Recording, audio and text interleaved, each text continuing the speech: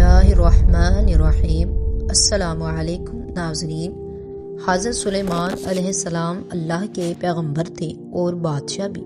آپ علیہ السلام حضرت داؤد علیہ السلام کے بیٹے تھے۔ باپ کی وفات کے بعد تخت کے وارث ہوئے۔ آپ علیہ السلام کے پاس ایک انگوٹھی تھی جس میں اللہ نے ایک خاص خوبی رکھی تھی۔ اس معجزاتی انگوٹھی کی بدولت آپ علیہ السلام کو بادشاہی ملی۔ ایک مرتبہ ایسا ہوا کہ جس انگوٹھی کی بدولت آپ جنوں انس و حیوانات پر حکومت کرتے تھے وہ گم ہو گئی۔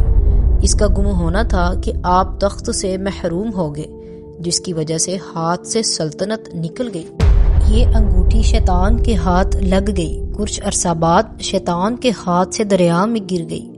انگوٹھی مچھلی کا نوالا بن گئی۔ ایک مرتبہ مچھیروں نے مچھلی پکڑنے کے لیے دریا میں جال ڈالا تو یہ مچھلی بھی جال میں آ گئی۔ مچھیرے بازار لے گئے اور بیچ دیا۔ حضرت سلیمان کے خادموں نے مچھلی خریدی۔ اتفاق کی بات یہ ہوئی کہ مچھلی خادموں کے ہاتھ لگ گئی۔ مچھلی محل میں لائی گئی۔ مچھلی کو صاف کرنے کے لیے جب پیٹ چاک کیا گیا تو اس میں گمشدہ انگوٹھی مل گئی۔ حضرت سلیمان علیہ السلام کی قسمت جاگ گئی۔ ناظرین، بتایا جاتا ہے کہ انگوٹھی پر اسم اعظم کندہ تھا۔ جنات بھی آپ کے تابع تھے۔ آپ اپنے بیشتر کام جنوں سے بھی لیا کرتے تھے۔ حضرت سلیمان علیہ السلام میں ایسی حیرت انگیز خوبیاں تھیں جو کسی بادشاہ میں نہیں تھی اور نہ قیامت تک کسی کو نصیب ہوں گی۔ ایک مرتبہ حضرت سلیمان علیہ السلام نے اللہ سے دعا مانگی تھی کہ میرے بعد آنے والوں کو ایسی حکومت نصیب نہ ہو۔ آپ کی دعا قبول ہوئی۔ آپ انسانوں، جنوں، حیوانوں اور ہوا پر حکومت کرنے لگے تھے۔ حضرت سلیمان علیہ السلام نے اپنے باپ حضرت داؤد علیہ السلام کی خواہش کے مطابق فلسطین میں ایک عبادت خانہ تعمیر کیا۔ اگرچہ تعمیر کرنے کا ارادہ حضرت داؤد علیہ السلام نے اپنی زندگی میں کیا تھا، لیکن زندگی میں ان کی یہ خواہش پوری نہیں ہوئی۔ تاہم انہوں نے اپنی خواہش کے مطابق عبادت خانہ کی جگہ منتخب کر دی تھی۔ حضرت داؤد علیہ السلام کے بعد حضرت سلیمان علیہ السلام نے اپنے دور حکومت میں عبادت خانہ تعمیر کرایا۔ اس لیے اس عبادت خانہ کا نام ہیکل سلیمانی پڑا۔ ہیکل سلیمانی کی تعمیر کا کام 7 سال تک جاری رہا۔ روایت کے مطابق بہت بھاری تعداد میں لوگوں نے تعمیر کے کام میں حصہ لیا۔ بعض روایات کے مطابق 2 لاکھ مزدوروں نے کام کیا۔ اسرائیلی روایات میں حیرت انگیز بات یہ پائی جاتی ہے کہ تعمیر کے دوران جنوں نے بھی حصہ لیا۔ ناظرین، وہ دور دراز مقامات سے پتھر اٹھا کر لاتے تھے اور دیواریں بناتے تھے۔ تاریخ سے یہ بات معلوم ہوتی ہے کہ اس عبادت خانہ کی لمبائی 90 فٹ، چوڑائی 30 فٹ اور اونچائی 45 فٹ تھی۔ اس کے اندر ایک مخصوص جگہ بنائی گئی تھی جہاں تابوت سکینہ رکھا گیا۔ یہ ایک صندوق کی شکل میں تھا۔ یہ ایک صندوق تھا۔ یہ بہت متبرک مانا جاتا تھا۔ اس میں یہودیوں کے تبرکات رکھے گئے تھے۔ قرآن کریم میں اس کے کچھ ارشادات ملتے ہیں۔ وہ یہ کہ جب اسرائیلیوں کے ہاتھوں سے یہ متبرک صندوق نکل گیا تو فرشتے اس کی حفاظت پر مامور تھے۔ اس میں آل موسیٰ اور آل ہارون علیہ السلام کی نشانیاں تھیں، اس لیے ان کے نزدیک یہ صندوق بہت متبرک مانا جاتا تھا۔ روایت ہے کہ عصائے موسیٰ بھی اسی صندوق میں تھا۔ یہ عصا حضرت شعیب علیہ السلام نے حضرت موسیٰ علیہ السلام کو عطا کیا تھا۔ ان میں پتھر کی وہ تختیاں بھی تھیں جو طور سینا پر اللہ تعالیٰ نے حضرت موسیٰ علیہ السلام کو عطا کی تھی۔ اس میں نوادرات کے نسخے بھی تھے۔ جب طالوت اسرائیلیوں کا بادشاہ بنا تھا تو یہ صندوق دوبارہ بنی اسرائیل کے ہاتھ آیا۔ تابوت سکینہ حاصل کرنے کے لیے طالوت کو جنگ لڑنا پڑی۔ یہ جنگ کافروں سے لڑی گئی۔ اس جنگ میں طالوت نے اللہ تبارک و تعالیٰ سے دعا مانگی تھی کہ اے رب، مجھے صبر کرنے کی صلاحیت عطا کر، مجھے ثابت قدم رکھ اور کافروں پر فتح دے۔ تاریخ سے یہ بات ثابت ہے کہ فلسطین پر ہر زمانے میں حملے ہوتے رہے۔ کبھی بابل نے تباہی مچا رکھی، کبھی رومیوں نے حملہ کیا۔ عراق کا قدیم نام بابل تھا۔ جس نے بھی حملہ کیا حضرت سلیمان علیہ السلام کا تعمیر کیا ہوا عبادت خانہ ہیکل سلیمانی کو بھی نشانہ بناتا رہا۔ حضرت سلیمان علیہ السلام اللہ پر یقین کامل رکھتے تھے اور ہر معاملے میں اللہ پر بھروسہ کرتے تھے۔ آپ علیہ السلام ہمیشہ اللہ کا کرشمہ اور اس کی کارسازی دیکھنے کی خواہش رکھتے تھے۔ ایک مرتبہ کا ذکر ہے کہ حضرت داؤد علیہ السلام کے دور حکومت میں ایک بڑھیا کے ہاں 2 مسافر آئے۔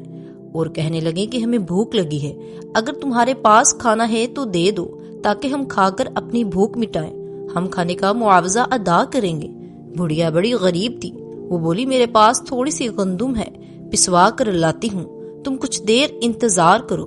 کچھ دیر بعد بڑھیا جب آٹا لا رہی تھی تو رستے میں زوردار ہوا چلنی شروع ہوئی، آٹا ہوا لے اڑی، بڑھیا کے ہاتھ خالی ہو گئے۔ بڑھیا نے رونا شروع کیا۔ اتفاق کی بات ہے کہ رستے میں حضرت سلیمان علیہ السلام مل گئے۔ آپ علیہ السلام اس زمانے میں کم سن تھے۔ آپ نے رونے کا سبب دریافت فرمایا تو وہ بولی کہ میں گندم پسوا کر آٹا لا رہی تھی کہ اچانک ہوا چل پڑی، آٹا اڑ گیا۔ آپ علیہ السلام نے فرمایا اس میں رونے کی کیا بات ہے، میرا باپ بادشاہ ہے، جا اس سے فریاد کر۔ بڑھیا حضرت داؤد علیہ السلام کے پاس فریاد لے کر گئی۔ حضرت داؤد علیہ السلام نے فرمایا میں کیا کر سکتا ہوں، اللہ کے حکم سے ہوا چلتی ہے، اگر کوئی انسان ظلم کرتا تو میں انصاف کرتا، ہوا کے ساتھ کس طرح معاملہ کروں؟ پھر آپ نے ایک خادم سے کہا کہ 2 بوری اناج بڑھیا کے حوالے کرو۔ بڑھیا اناج لے کر واپس جا رہی تھی تو رستے میں پھر حضرت سلیمان علیہ السلام سے ملاقات ہو گئی۔ آپ علیہ السلام نے بڑھیا سے دریافت کیا، اس نے بتایا کہ بادشاہ نے 2 بوری اناج دیا ہے، وہ میں لیے جا رہی ہوں۔ حضرت سلیمان علیہ السلام نے اس سے کہا کہ بادشاہ کے پاس دوبارہ واپس جا اور گزارش کر کہ مجھے وہی آٹا چاہیے جو ہوا اڑا کر لے گئی ہے۔ بڑھیا نے حضرت سلیمان علیہ السلام کے کہنے پر عمل کیا، بادشاہ کے پاس گئی اور وہی بات کہی جو سلیمان نے بتائی تھی۔ بادشاہ بڑھیا کی بات سن کر پریشان ہو گیا اور سوچنے لگا کہ میں ہوا سے یہ بات کس طرح کہوں۔ پھر بادشاہ نے بڑھیا سے دریافت فرمایا کس کے کہنے پر اس طرح کی بات کی ہے؟ بڑھیا نے جواب دیا کہ رستے میں ایک کمسن لڑکا ملا تھا، اسے تمام ماجرا سنایا تو اس نے مجھے سکھا کر بھیجا ہے۔ حضرت داؤد علیہ السلام سمجھ گئے کہ سوائے سلیمان کے دوسرا کوئی اس طرح کی بات نہیں کر سکتا۔ آپ علیہ السلام نے سلیمان کو دربار میں بلا کر دریافت فرمایا کہ میں کس طرح ہوا سے آٹا لے کر دوں، یہ بات تو میرے لیے ناممکن ہے۔ سلیمان علیہ السلام نے بادشاہ سے کہا کہ آپ پیغمبر ہیں اور بادشاہ بھی، آپ دعا کریں تو وہی آٹا واپس آ سکتا ہے۔ آپ نے دعا کی، اللہ نے آپ علیہ السلام کی دعا سن لی۔ اللہ نے ہوا کو انسانی شکل میں آپ علیہ السلام کے پاس بھیجا۔ حضرت داؤد علیہ السلام نے ہوا سے دریافت کیا کہ اس بڑھیا کا آٹا کیوں اڑا کر لے گئی؟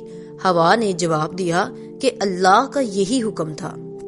حضرت داؤد علیہ السلام نے ہوا سے پوچھا کہ اس بارے میں جو معلوم ہے ہمیں بتاؤ۔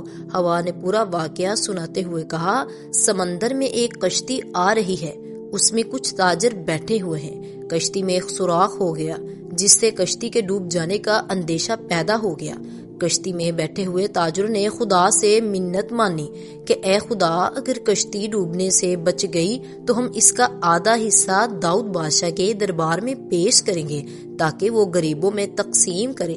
ان کی دعا قبول ہوئی۔ ہوا نے بتایا کہ مجھے حکم ہوا ہے کہ اس بڑھیا کا آٹا اڑا کر کشتی کا سوراخ بند کر دوں، میں نے ایسا ہی کیا۔ یہ گفتگو جاری تھی کہ اسی دوران وہ تاجر بھی نفع کا مال لے کر دربار میں حاضر ہوئے اور آدھا مال غریبوں میں تقسیم کرنے کے لیے پیش کر دیا۔ حضرت داؤد علیہ السلام نے مال کے 2 حصے کیے، ایک حصہ بڑھیا کو دیا اور حضرت سلیمان علیہ السلام کو شاباشی دی کیونکہ ان کی کوششوں سے خدا کی مصلحت کا راز معلوم ہوا۔ ناظرین، ایک اور دلچسپ واقعہ سنیے۔ سبا ایک ملک کا نام تھا، شاید قدیم زمانے میں سبا یمن کا نام ہو، یہ کہنا مشکل ہے۔ ملک سبا میں ایک عورت حکومت کرتی تھی۔ کہا جاتا ہے کہ ایک مرتبہ حضرت سلیمان علیہ السلام کا دربار لگا ہوا تھا۔ اس دربار میں ہر قسم کے چرند پرند موجود تھے، لیکن ان جانوروں کے درمیان ہدہد موجود نہیں تھا۔ حضرت سلیمان علیہ السلام کو ہدہد کے حاضر نہ ہونے پر کچھ پریشانی ہوئی۔ وہ چاروں طرف نظر دوڑا رہے تھے اور ہدہد کو تلاش کر رہے تھے۔ اچانک ہدہد حاضر ہو گیا۔ حضرت سلیمان علیہ السلام نے دیر تک غیر حاضر رہنے کی وجہ دریافت کی۔ ہدہد نے بتایا کہ ملک سبا میں ایک عورت حکومت کرتی ہے، وہ اللہ کے دین پر یقین نہیں رکھتی، وہ آتش پرست ہے، اس کے پاس کثیر فوج ہے، وہ عالی شان محل میں رہتی ہے، خدمت کے لیے بے شمار غلام ہر وقت حاضر رہتے ہیں۔ حضرت سلیمان علیہ السلام نے ہدہد کی باتیں غور سے سنی اور کہا کہ میں یہ جاننا چاہتا ہوں کہ جو کچھ تم کہہ رہے ہو سچ ہے یا جھوٹ۔ چنانچہ آپ علیہ السلام نے ملکہ سبا کے نام ایک رقعہ لکھا۔ آپ علیہ السلام نے سب سے پہلے بسم اللہ لکھا اور یوں تحریر کیا: یہ خط سلیمان علیہ السلام کی طرف سے ہے۔ میں اللہ کے نام سے شروع کرتا ہوں جو سب سے بڑا مہربان اور بہت بڑا رحم والا ہے۔ تم اپنی سلطنت پر غرور اور سرکشی نہ کرو۔ پہلے تم اللہ کی فرما برداری کرنے کا عہد کرو، پھر میرے پاس چلی آؤ۔ آپ علیہ السلام نے خط ہدہد کے حوالے کیا اور بولے کہ یہ خط اس کے سامنے ڈال دو۔ ہدہد نے ایسا ہی کیا۔ ملکہ نے خط اٹھا کر پڑھا اور درباریوں سے کہا اور پڑھ کر سنایا اور ان سے رائے طلب کی کہ اب کیا کرنا چاہیے۔ دربار میں حاضر تمام لوگوں نے ایک رائے ہو کر کہا: ہم طاقتور ہیں، اس لیے خوف زدہ ہونے کی ضرورت نہیں۔ ہم سلیمان علیہ السلام کا مقابلہ کرنے کی طاقت رکھتے ہیں۔ ملکہ سبا نے کہا: یہ تو ٹھیک ہے، اس میں کوئی شک نہیں، ہم کمزور تو نہیں ہیں، لیکن ہمیں سوچ بوجھ سے کام لینا چاہیے۔ ان سے دوستی کا ہاتھ بڑھانے کے لیے میں تحفے تحائف بھیجنا چاہتی ہوں۔